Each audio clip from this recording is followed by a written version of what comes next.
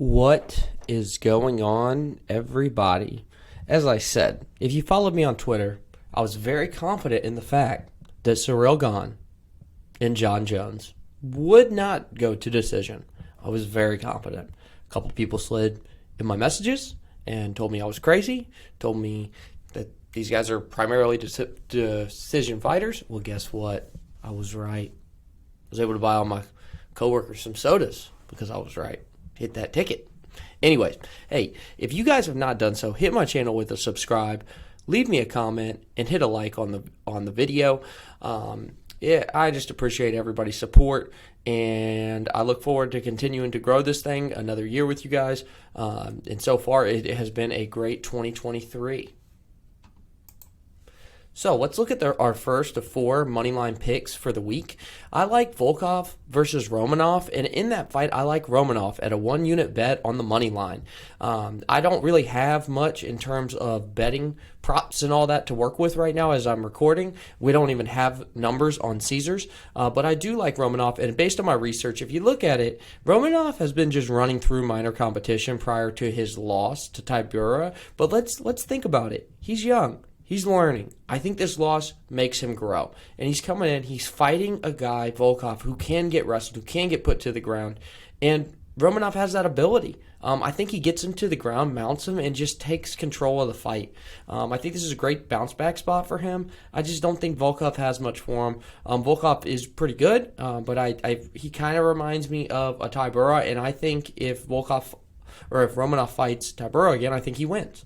I like the fact that Romanov can win submission, decision, KO, TKO. So I'm going to go with him, and I'm going to take him at the minus 150 on DraftKings.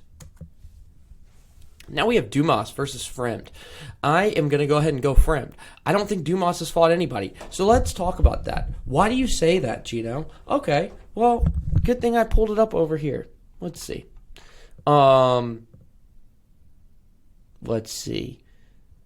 Yep, that's right. Can't find anybody. Has not fought a soul. And I think Fremd has. I think he's just got better experience in the UFC. If you look at Dumas, I mean, his best competition is his win over Panaz in Dana White contested series, and I don't think we'll ever hear of that guy again.